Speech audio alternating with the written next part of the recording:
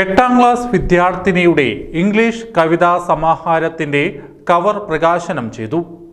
ഫിൽസ ഫയാൻ എഴുതിയ കവിതാ സമാഹാരത്തിന്റെ കവറാണ് പ്രകാശനം ചെയ്തത്. ബ്ലാസ്റ്റ bake house, Maranchery. Freshness in every byte.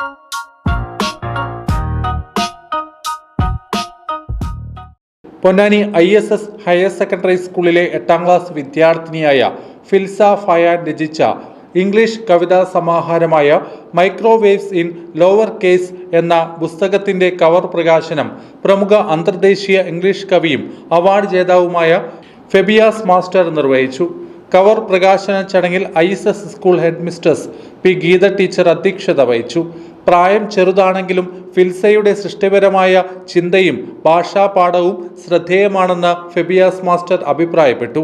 Retired government additional secretary A. Abdul Latheef, principal PK Abdul Azeez, academic coordinator Abdul Khader master, alumni association secretary Basil എന്നിവർ സംസാരിച്ചു. ഗ്രന്ഥകാരി ഫിൽസ ഫയാൻ മറുപടി പ്രസംഗം നടത്തി. ഫൈസൽ മാസ്റ്റർ സ്വാഗതവും അനുഷ ടീച്ചർ നന്ദിയും പറഞ്ഞു.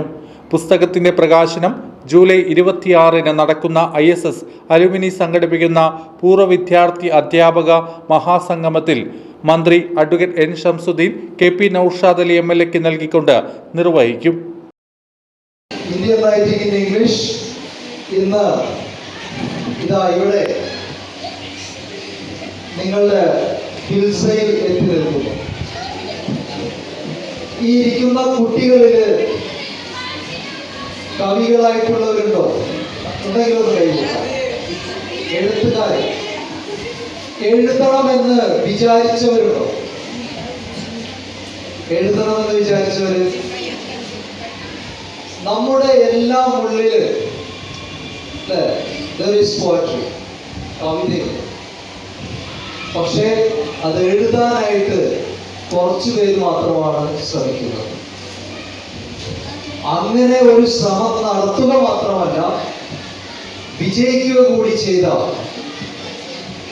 ഒരു ബഡിംഗ് പോയിന്റ് എന്നതിനപ്പുറത്തേക്ക് എത്തിയ ഒരു കുട്ടിയാണ് നമ്മുടെ മുന്നിലിരിക്കുന്ന ഫയാന എന്ന തൂലികാ നാമത്തിൽ അറിയപ്പെടുന്ന ഫിൽസ. നിങ്ങൾക്കൊക്കെ ഫിൽസയാണ്, പക്ഷെ ഇനി മുതൽ അറിയപ്പെടാൻ പോകുന്നത് ഫയാന എന്നാണ്.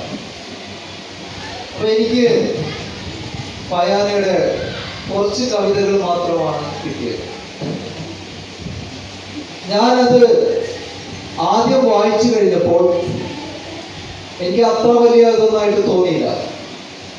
കാരണം എന്താ വെച്ചാൽ അതിലെ വരികൾ കണ്ടപ്പോൾ കുറച്ച് ആഴമുള്ള വരികളായി തോന്നി. പക്ഷെ ഒരു കുട്ടി ഇങ്ങനെയൊക്കെ ചിന്തിക്കുമോ എന്നുള്ളതായിരുന്നു. ഒരു കുട്ടിയിൽ നിന്ന് ഇത്രയും ഫിലോസഫി, അതും 8th സ്റ്റാൻഡേർഡിൽ പഠിക്കുന്ന ഞാൻ 2ാം തവണ അതൊന്ന് വളരെ സമാധാനത്തോടു കൂടി വായിച്ചപ്പോഴാണ് there is poet more than a budding poet എന്നുള്ള തിരിച്ചറിവ് ഉണ്ടാവുന്നത്.